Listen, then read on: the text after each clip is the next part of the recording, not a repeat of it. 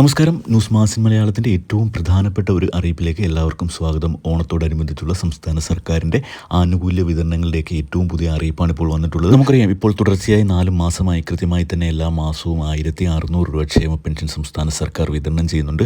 കുടിശ്ശികയായതിൽ നിന്ന് ഒരു മാസത്തെ പെൻഷൻ തുക കൂടി കൂട്ടിച്ചേർത്ത് 3200 രൂപ, അതായത് 2 ഗഡു പെൻഷൻ വിതരണം ചെയ്യുന്നതിന് വേണ്ട നടപടികളാണ് ഇപ്പോൾ സംസ്ഥാനത്ത് പുരോഗമിച്ചുകൊണ്ടിരിക്കുന്നത്. ഓണത്തോടനുബന്ധിച്ച് അക്കൗണ്ടുകൾ വഴി പെൻഷൻ സ്വീകരിക്കുന്ന ആളുകൾക്കും അതോടൊപ്പം തന്നെ കൈകളിൽ പെൻഷൻ സ്വീകരിക്കുന്ന ആളുകൾക്കുമൊക്കെ ഈ ഒരു 3200 രൂപ സംസ്ഥാന സർക്കാർ എത്തിച്ചു നൽകുന്നതായിരിക്കും. അതോടൊപ്പം തന്നെ നമുക്കെല്ലാ പ്രാവശ്യവും സംസ്ഥാന സർക്കാർ ഓണത്തിന് നൽകാറുള്ളത് പോലെ തന്നെ BPL കുടുംബങ്ങളിലെ അംഗങ്ങൾക്ക് കൃത്യമായി തന്നെ ഓണക്കിറ്റ് വിതരണം ചെയ്യുന്നതിന് വേണ്ട നടപടികൾ ഇപ്പോൾ പുരോഗമിക്കുന്നുണ്ട്.